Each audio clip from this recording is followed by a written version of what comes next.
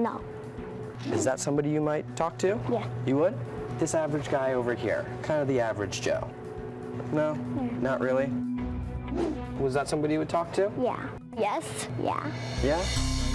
At the end of our experiment, for the most part, the children were not comfortable reaching out to strangers in a time of crisis. But the person they deemed most approachable, the store clerk. There are times a kid needs to talk to a stranger, but there are also some times you need to stay away from a stranger. What are those times? It's when a child is approached by an adult. Children should always be taught to say no to an adult that approaches them.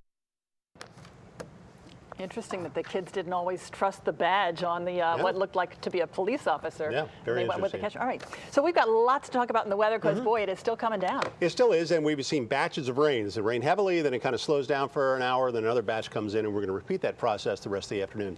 So let's get started now with a look where we do have a flood warning in effect. This is for central sections of Fairfax County. It runs till 5 o'clock.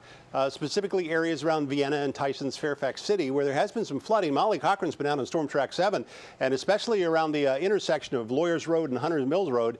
That's an area where there is a water and flowing water at the side of the street. Also some reports along Route 50 in that same general area near Eaton Place where there is some flooding. So we'll keep an eye on that. But again, it's just limited right now to an area of central Fairfax. 42 right now in Centerville. They've picked up 1.5 inches of rain, a little more than that in Manassas, 1.37 in Culpeper, and Herndon 1.19. And notice these winter-like temperatures on the last day of March. So here's the deal on live Doppler. The areas in yellow are the heaviest, steadiest rain. That's now on the eastern shore. Here's a little band coming into the western suburbs, western side of the Beltway, Montgomery County.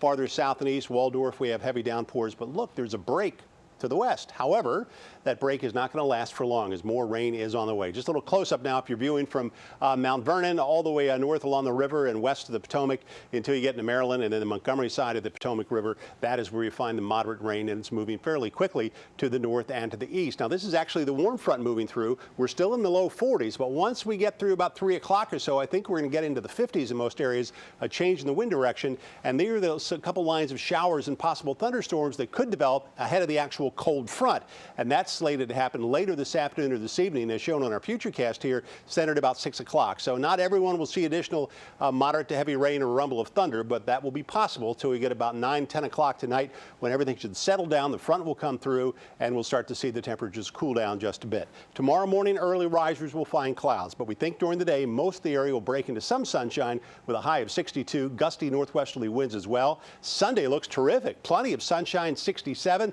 Our average high now is up to 62, so average temperatures tomorrow, above average on Sunday, and we'll take that. How about the next 10 days? Let me slip out of the way, and for your dining and dancing pleasure, our Storm March 7 10-day outlook. I want to remind you that tomorrow night, the DC United host Philadelphia at RFK, live on News Channel 8. Then Sunday, sunshine. We'll have sunshine through midday on Monday for the Nats home opener, but showers are possible later in the day. Rain likely Tuesday. Then we'll kind of settle down to a more predictable pattern of partly cloudy skies with a random shower for the rest of the week. That's the way it's shaping up, Melanie. All right, Doug, thanks so much. Well, tonight at 10 on ABC, 2020 goes back to the desert with a young woman who survived for 5 days with no way out. Matt Gutman joins us live with a preview. This is quite a story, Matt. It's an amazing story, Melanie. You know, most kids her age would go off to Cancun for spring break, but not Amber Van Heck. She decides to take a 3,000-mile road trip through the West, and it winds her through the beautiful Grand Canyon. But there's one problem. She ends up being in one of the most remote places in the country, this 1,200 square mile ranch.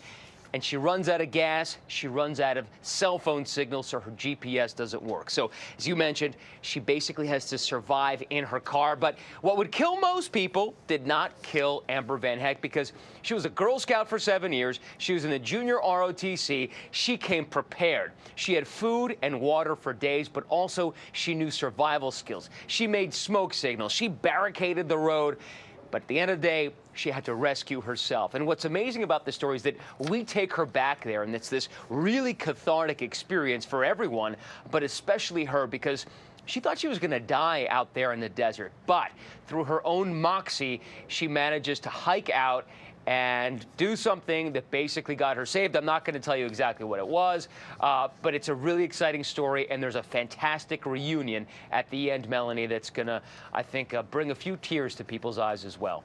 Well, we are looking forward to hearing the rest of that report tonight at 10 on 2020. Matt Gutman, thanks so much. Well, in other news, the woman accused of, well, we'll have that coming up, bringing even more magic to a magical day for a bride who's struggling in Virginia. That's next. Countdown to first pitch brought to you by McDonald's. There's a Big Mac for every moment of the season. Your child suffers a birth injury, and then you start asking questions to the doctors, to the hospital, but no one will give you a straight answer. Why not? At Science and Kirk, we'll get you straight answers and help you find out the truth. If your child has been diagnosed with cerebral palsy or Erb's palsy, call us right now. Lifetime care for your child could cost millions of dollars. Get the straight answers you deserve. Call Science and Kirk. Call 1-800.